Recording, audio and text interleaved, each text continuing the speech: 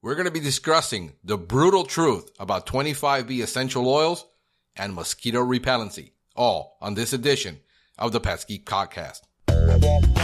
Pull out your hose and grab your can. We're about to integrate another Pest Geek Podcast. Hi, everybody. Frank Hernandez here, and welcome to the Pest Geek Podcast, bringing you the latest information on pests, products, and politics from today's leading industry sources to help you start, manage, and grow your pest control business. Hey, welcome back. Welcome back to another edition of the Pest Geek Podcast. I am your host, Frank Hernandez, discussing all things pest. Hey, we're going to be talking about what's going on in the industry about essential oils, mosquito repellency, the effectiveness of cedar oil to control mosquitoes. And we're going to learn from multiple studies the brutal truth about the actual control, the actual repellency, the actual anti-feeding, the actual OV positioning for mosquito control. And what I'm about to tell you is going to put a lot of people on their head, because a lie repeated 1,000 times and it becomes truth, or repeat a lie 1,000 times and it becomes truth. Who said this? This was Dr. Joseph Goebbels, the propaganda minister for the Third Reich. If you go online today and you Google cedar oil, mosquito control, you're going to get a slur of products from marketers that show up on the first page of Google. You go and scan through 10, 15 pages of blogs that talk about the repellency and the effectiveness of cedar oil to control mosquitoes. But if you take that same information and you go into Google Scholar and you type in cedar oil mosquito control repellency, and then you add inside information like cedrol and cedrine, which is the active ingredients in cedar oil that actually cause what the most prevalent component of cedar oil, not what actually controls, but the most prevalent component, you will have to go through 10, 15 pages before you find one study that actually validates that. What marketers understand, if you're online and if I write 1,000 blogs and the blogs are competing for the first page of Google, the marketing is always going to overpower the science, the facts. I did a presentation at Florida International University to a bunch of graduate students about IPM. They're going to be working on infectious diseases and asthma and things like that. And I was asked to speak on integrated pest management and how important that is in the inner city, and why most pest control programs fail. And it's because it's chemical dependent. It's purely price based. There is no real control in those areas. And the people that need it most get the worst service, the worst quality, and they end up living with roaches and insects and rodents and all kinds of problems. And we were having a discussion, and afterwards, I had commented on some things, and I had the doctor send me an email and says, great, thank you for this. Really, really, really appreciate it. And by the way, from a person that deals with this on a daily basis in infectious diseases, here's the reality. We've been discussing this for decades, but the marketing and the pricing and everything, and you're absolutely right. And the reality is the marketing overpowers the science. Marketers can put out anything they want whenever they want and not have to validate it. Scientists can't put out information unless it's validated, because they will be laughed out of their field. But a marketer with no reputation in the marketplace can write a blog, sell space on his blog, sell ads, because he's in the business of selling content and getting traffic in order to get clicks, in order to get whatever type of marketing he's getting or whatever type of affiliate marketing. He could care less if the product is really effective or not. He's in the business of marketing. And what has happened is you will go out as a professional, forget now the client, forget the end user. He's, reading 100 blogs saying, yes, you can control mosquitoes and you can control roaches and you can control this. And he's convinced. It's been repeated so many times. He's not going to read through 100 blogs. He's going to read 3, 4, 5, 10, if he's lucky 20, and he's convinced. And you start getting calls saying, we want you to spray our yard, but we want you to use natural. We want you to use organic. We want you to spray our house with organic. And everybody's getting the calls because all of a sudden we went from a zero interest 5-6 years ago to a 5-6% real interest to people, 15% interest in some markets that are very sensitive and have a lot of issues. And they're, the whole organic thing. But the reality is that now you enter into what is known as a Me Too market space. I get calls from PCOs all the time going, I know you do organics. I know you do this. I know you're involved. What product can I use to, and what they're wanting to do is replace the bifenthrin, replace whatever they're spraying with the number one spray unit, and give the customer an alternative. Says the reality is you're going to fall flat on your face because what you're wanting to do doesn't exist. It only exists in the mind of a marketer and in the mind of a client now.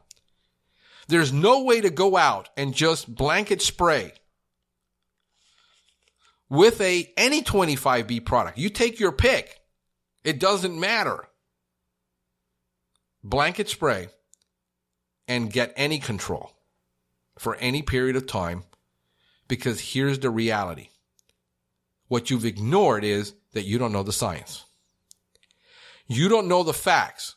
Because when was the last time in the last 5 years that you went to an NPMA conference, you went to a CEU training, you went to an extension service, you went to a CPCO class, and there was an actual manufacturer there who has a biologist on staff, who has a chemist on staff, who has an entomologist on staff, and have actually done the research and put together a product, and then say, by the way, you can replace your bifenthrin with this to control this problem. And here's the reality. Nobody has. Even the big companies that have massive amounts have sold off their lines to other companies.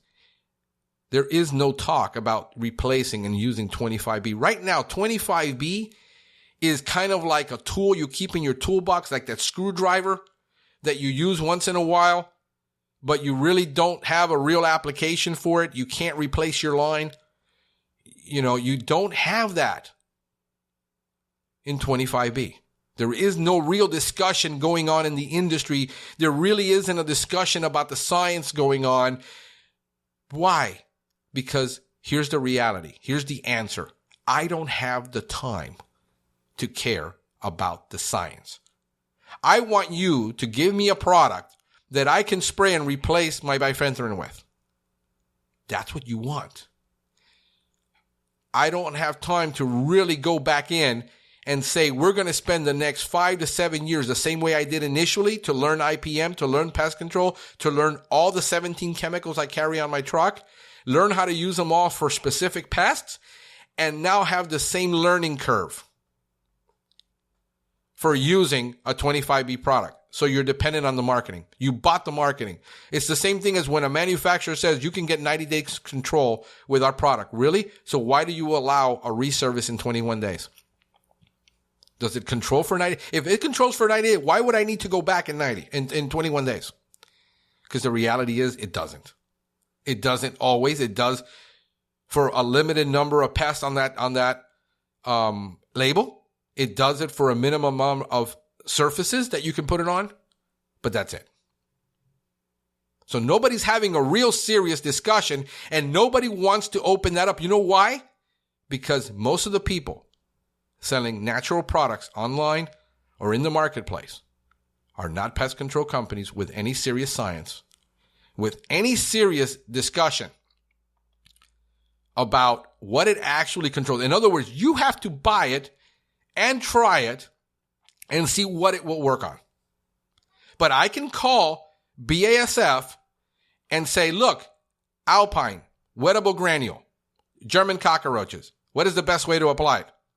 And he can go from A to Z and have a 1-hour discussion of why that chemical activates the bait even there and go in through a whole, why? Because he's an entomologist. Most of the sales reps for most of the chemical companies are entomologists. And they have very serious training, just like a pharmaceutical rep, just like a company that sells medical equipment. These guys are experts at their products. And I can have a serious discussion with Syngenta about plant diseases and why I'm not getting control with this product, but I'm getting control with this. And he says, here's the reason why. You can't have that discussion with any 25B product right now. Why? Nobody knows the science. And we're going to discuss why I'm having a freaking meltdown over this. Because anytime you bring up the subject anywhere, especially in groups, there's a little cliques that are going and they're being created inside groups, which is supposed to be a place where you're supposed to be able to talk about these things in an intelligent manner. Yet the little cult leaders that have developed and protecting this little, we want 25B to be so successful that we're willing to ignore the science and say, we don't care about the science. Just start using the products, because if you start using the products, then word will get out and then all of a sudden, this will take off. Completely asinine to what we've been taught in the industry to understand insect biology, to understand the chemistry, because you know what? The problem is with studies is you can't really rely on studies. Really. So you get these asinine, ignorant, borderline, well, not borderline, they are stupid comments from people that are either being protectionists or they're trying to keep everybody in the dark. And why I'm having a meltdown over this, because we're supposed to be about the science. We're supposed to be professional. And then we wonder why people look at us like we're snake oil salesmen. The problem is we got a bunch of snakes selling oil in the industry. And we're allowing it to penetrate our industry without questioning it, without having a serious discussion. I've had serious discussions with several reps about these products. And what they're telling me is, look, Frank, here's what we know. And at least they're honest and saying, look, on mosquito control, 3 to 7 days. That's it. Don't expect any more. It's done. I've had one product that I tried. It's supposed to be a knockdown product. I sprayed it. I found an American roach. And I chased it. And I sprayed it. And I sprayed it again. And I sprayed it again. And I must have sprayed it 5 times to the point that the entire area of about 10 square feet in my kitchen was completely covered in the product. And the roach was swimming through it. And when I finished, I had to mop down this kitchen, and it was pure soap. It took 8 to 10 minutes to kill this. I could have killed that roach with pyrethrum and got it knocked down instantly. It doesn't do what it's supposed to do. We're going to find out why. Why I'm having a meltdown, because we're supposed to not, you're not supposed to ask questions that interrogate people that show that they don't know anything about the product, that they don't know anything. In 1,000 discussions that we've had about different products in the 25B realm,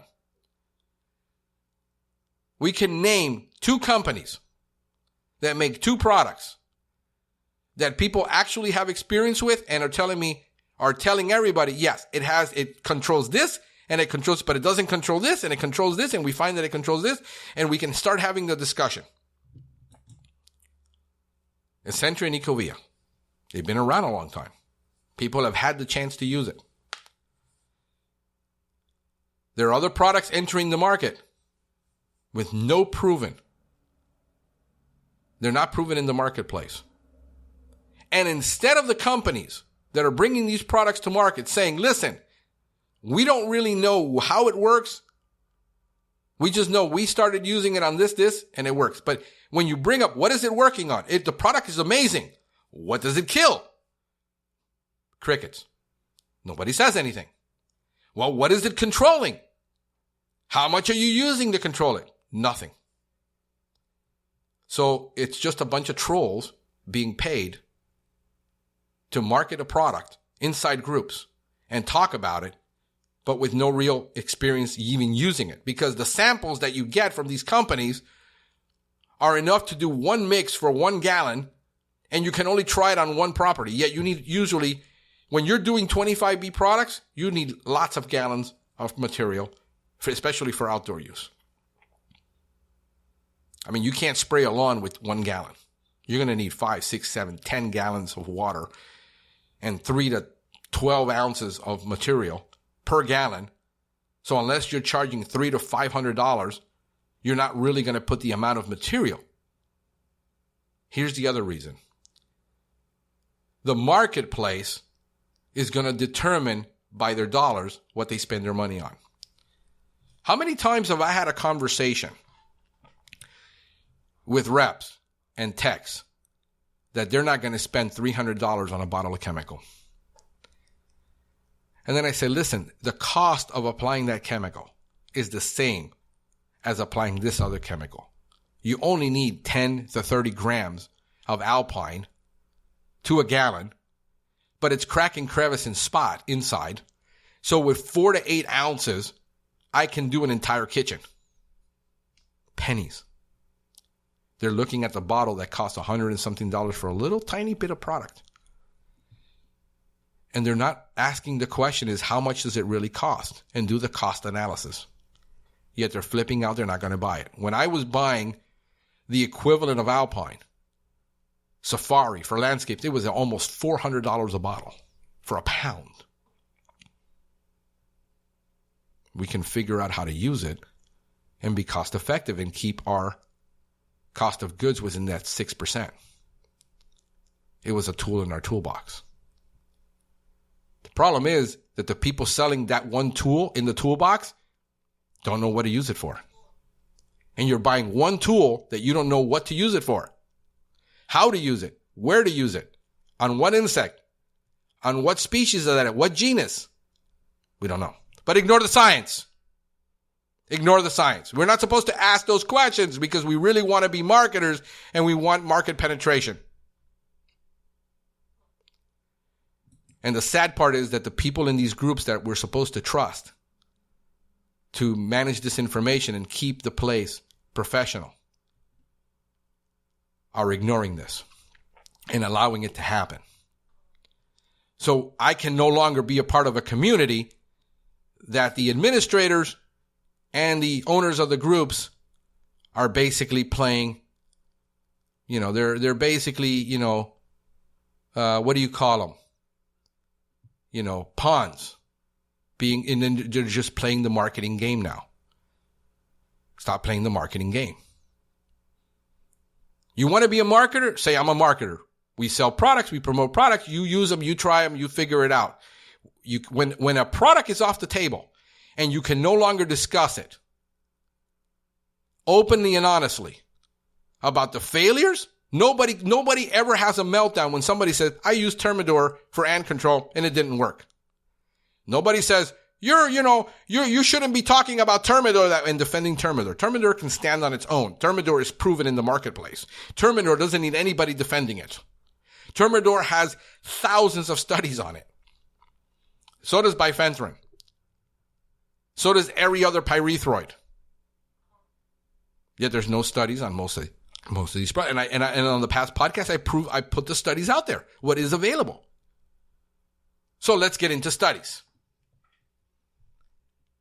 Let's look at essential oils and what's actually proven by studies to actually control mosquitoes. One study. I have about 6 studies in here. Links to it all. You can read it until your eyes bleed. And everybody's wondering, why is Frank having a meltdown? Because we're being taken for a ride, and the people in the industry are supposed to be impartial to this and say, no, they're sitting there and playing clicks. They're playing the marketing game. They're playing. It's no different than being in church and saying, well, if you don't belong to our little group, you're just not going to be in this church, because we actually run everything around here. Or in a company where nepotism and cronyism is the name of the game. Unless you can play that game, nobody's going to work there that has any backbone or any real knowledge or skill. So again, we're supposed to be in the land of the free, the home of the brave. We're supposed to be about science, marketing, and advancement of the industry. And then we're wondering why people think we're snake oil salesmen. Here's a study of 38, not 1, not 2, not 3, 38 essential oils from different plants in 3 different concentrations, 10%, 50%, and 100%. Oil concentrations. The tests were done against Aedes aegypti, mosquitoes, in a laboratory with real human specimens. This wasn't in a Petri dish. They applied 1.1 milliliters of oil was applied to a 30 centimeter square. So, 30 square centimeters on the skin. The oils were applied at 10%, 50%, and undiluted. 100% undiluted oil.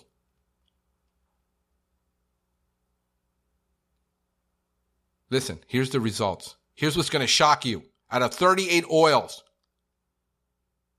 none of them repelled mosquitoes for more than 2 hours. After 2 hours, people were getting bit in that area.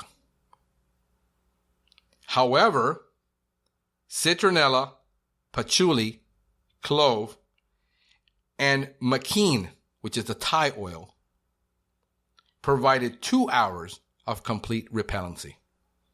But only on an undiluted 100%. Can you imagine? We can't even get clove oil, which we can get. Anybody in citronella, and applying it at 100% to a landscape or a home, it's intolerable. Nobody would be able to tolerate it. Second, you would burn the entire landscape to get 2 hours of real repellency. Why? Well, look at the biology of mosquitoes. If you kill everything in the area, and you got a small home like we do here in Florida, where you have a 9,000 square foot lot or a 6,000 square foot lot, and you got a 2,000, 1,500 to 2,500 square foot home, the next door neighbor is less than 20 feet. If he's got a point source where that mosquito's breeding, you're never going to control mosquitoes there. They're going to be back that night the next day. You wonder why you spray a property with a product and the people say it worked great. It lasted 2 to 3 weeks. You were on an acre property. You sprayed the entire property down. And the mosquitoes were 1,000 feet away. Well, mosquitoes don't travel usually between 100 and 300 feet from where they're born. And you said, I got 2 to 3 weeks of control. There's no water in the area. It's all lawn. Mosquitoes don't breed on lawns. But now you got a water source, a bird feeder next door, and you sprayed that property, and people calling you back in 2 days, the next day. I'm getting bit. I'm getting bit. Your product doesn't work. I'm getting bit. Well, did you know what mosquito you had? Aedes aegypti? Anopheles? Which one of the 3 major mosquitoes did you have? Were they getting bit at night? Were they getting bit in the day, or were they getting bit primarily in the morning? I don't know. You didn't ask. Why? Because we're supposed to ignore the science. She blinded me with science. We're supposed to ignore the science. So out of 38, 3 concentrations, 1050 and undiluted of citronella, patchouli, clove, and McKean oil were tested for repellency against Culex quinquefacitis. Try to spell that one 3 times fast. Or Anaphylis dirus. As expected, the undiluted oil showed the highest protection in each case. Clove oil gave the longest duration of 100% repellency for 2 to 4 hours against all 3 species of mosquito, but only at 100%. Undiluted oil. On skin. So if it's on skin, 100%, how much do you expect a 6% solution?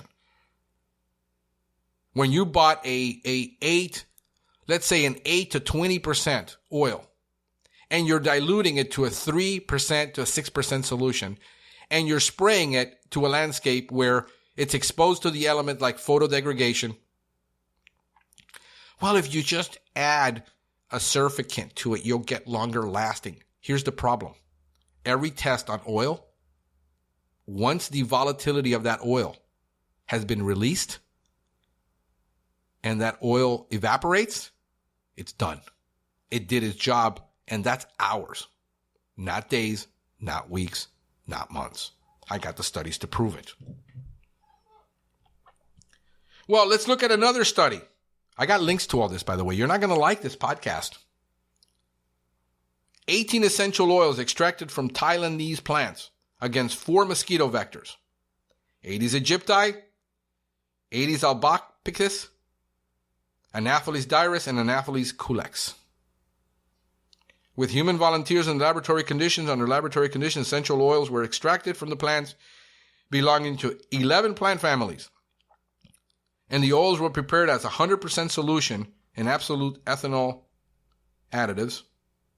2 repellents, DEET and IR3535, were also prepared in the same formulation as the essential oils tested for repellency as controls. The essential oils were also evaluated for oviposition deterrent against Aedes aegypti under laboratory conditions. The results showed that night biting of mosquitoes, Anaphylis dirus and Anaphylis culex,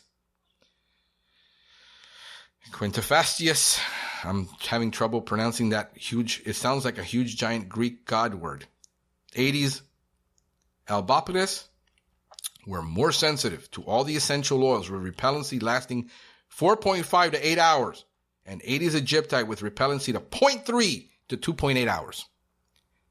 Oh, wait a minute. You mean you don't get the same repellency for mosquitoes depending on which mosquito you have? No.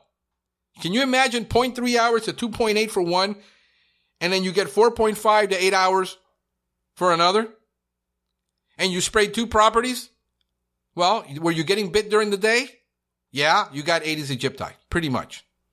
Are you getting bit at night? You got another variety. All essential oils had oviposition deterrent against Aedes aegypti with various degree of repellency ranging, listen, from 16% to 94.7%. You mean that all oils that repel don't repel the same percentage? No, but we're supposed to ignore the science. So you got a product with just cedar oil. How do you know it's going to repel an insect? And for how long? And how long is that product active where it is not volatile? I don't know. But you're supposed to ignore the science.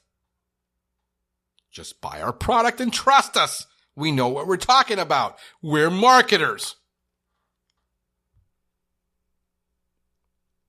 Oh, wait, here it gets better, guys. The repellency effect of 41 essential oils. How many have you used in your lifetime? 2? 3? 41 essential oils. Aedes aegypti, Anaphylis culex mosquitoes. The five most effective were these: Melaleuca, violet, catnip, and nioli. Let me ask you a question. For those of you that are in the market space, how many of you are actually reading articles that say Melaleuca oil and catnip and violet oil control mosquitoes better than any other oil. Don't you have to scratch your head and going, why is everybody using thyme? Why is everybody using peppermint? Why is everybody using cedar oil? Why is everybody using cinnamon? Why is everybody using clove? Here's why. People are used to buying these products. As a marketer, I'm going to put out there what I know people are familiar with because it makes it easier to sell. But let's ignore the science that says they don't really control the stuff. This is what really controls the stuff. I wonder why. This podcast should be titled The Lie About Essential Oils.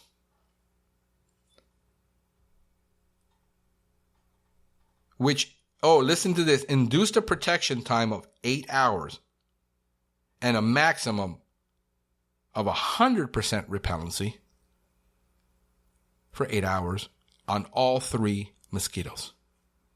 8 hours of repellency, better than DEET. Better than DEET. So now we should be talking about, well, why isn't that we're not creating products with these oils if they're safer than DEET because they're essential oils?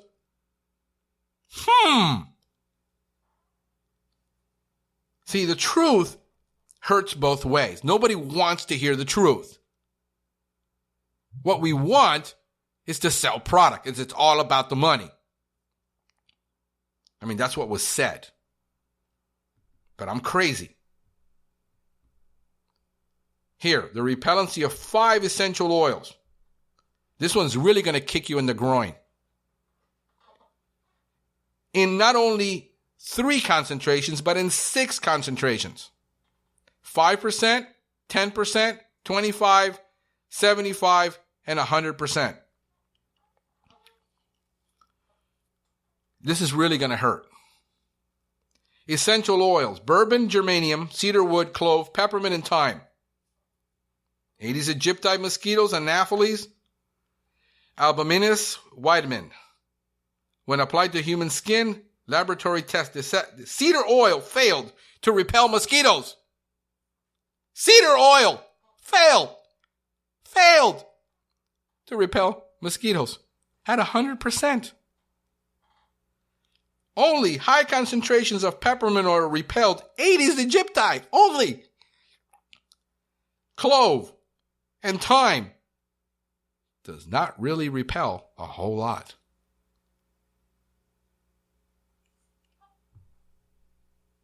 And I'm nuts. None of the oils tested prevented mosquito bites when used at 5% or 10% concentration. Wait a minute! This is what we are told we have to apply it at!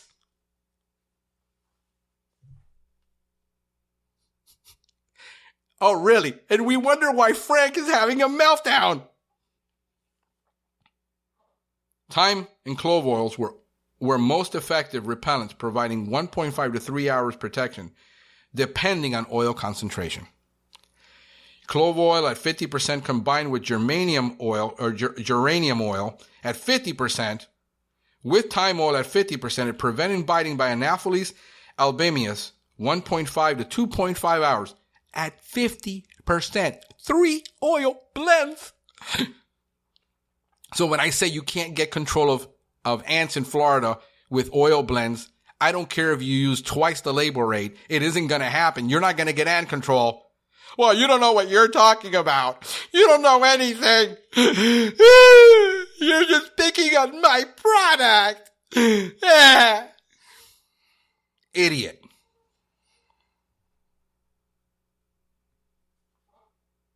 Go to Google Scholar. I challenge you. Find me the studies that they proved that cedar oil controls mosquitoes. Here's what does control mosquitoes, though. Cedar oil won't do it, but here's what does.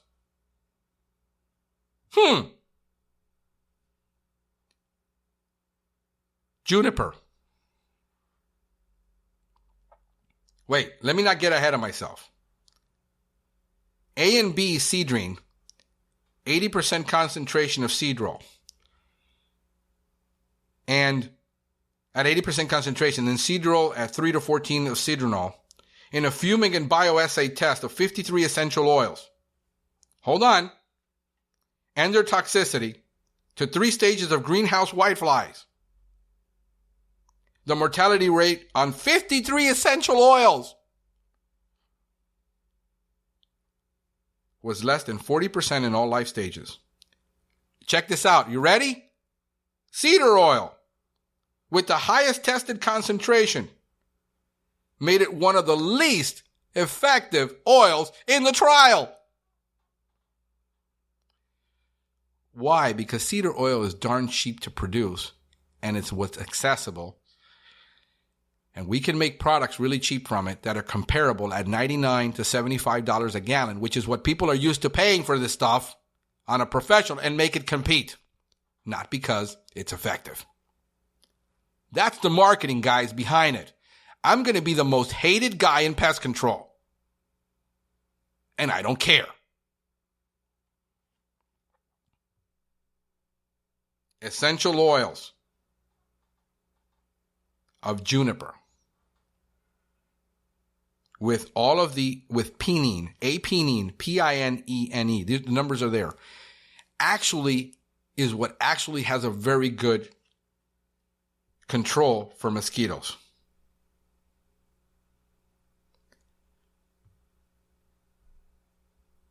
The study showed that this is the most effective essential oil for controlling mosquitoes. Juniper. When was the last time you saw a product made of juniper? Here's why. Because 16 ounces of juniper oil is going to cost you $132 compared to what you can get almost cedar oil for $200 a gallon. I'm not going to pay $132 for 16 ounces of oil. What, are you crazy? And that's why it's not made. Not because it's not effective. Because you can't market it, because the market isn't ready to pay $132 for 16 ounces to go spray it. I'll pay for it for perfume, but not to spray for bugs. We're not there yet, folks. The industry is not ready. The market is not ready. We're making strides. Let's not get overzealous and start making marketing programs like in California and in other states with certain orange oil products. And then the law steps in. Listen, the law steps in and starts putting regulations on us and starts silencing what we're trying to accomplish.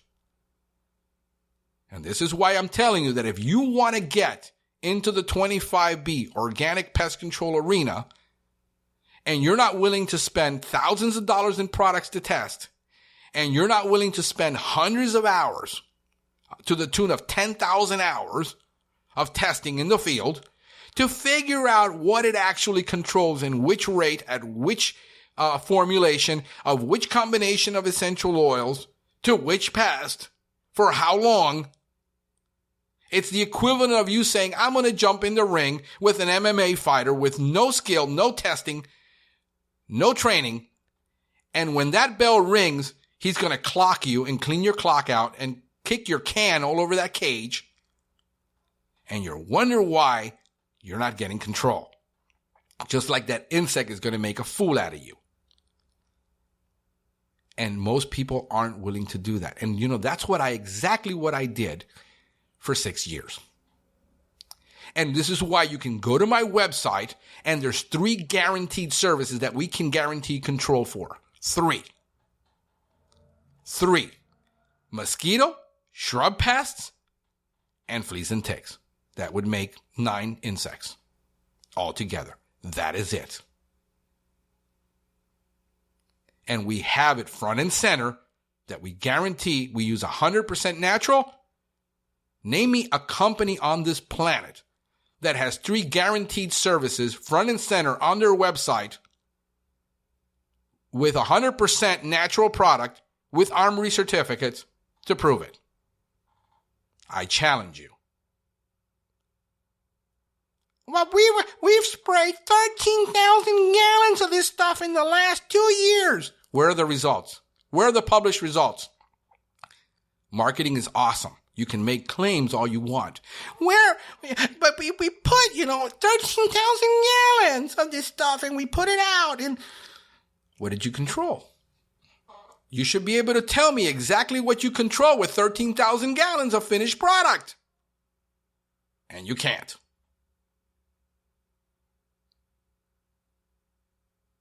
See, folks, that's where we're at. And this is why people make fun of us. I'm willing to put on my website, front and center, to the whole world, this is what we do. Our company name has natural in it. We are South Florida's leader in natural pest control. Because nobody else will put that on their website. We have guarantees. We tried cedar oil for tick control. It failed miserably. We took our oil blend that we made, which we don't sell and we don't market, and we able to get in 2 services, get control for the client, where I was there 2 services and the clients called me on the 3rd week. They're climbing all over the walls. That's the difference. When I go out to market, I know what I'm applying. I know what I'm applying. But you know what? Let's just ignore the science and take it in the chin. That's what we're being told. And with that, folks, I will leave you with this rant for this week. And next week, we're going to get into more scientific studies of stuff that really works to get you control to make you successful. All on this edition of the Pest Geek Podcast. Have a great one. Thank you for listening to the Pest Geek Podcast. If you have enjoyed the Pest Geek Podcast, please give us a rating, write a review, or subscribe to the channel. You can join the Pest Geek Society by visiting pestgeekpodcast.com. Thank you for listening. See you next time.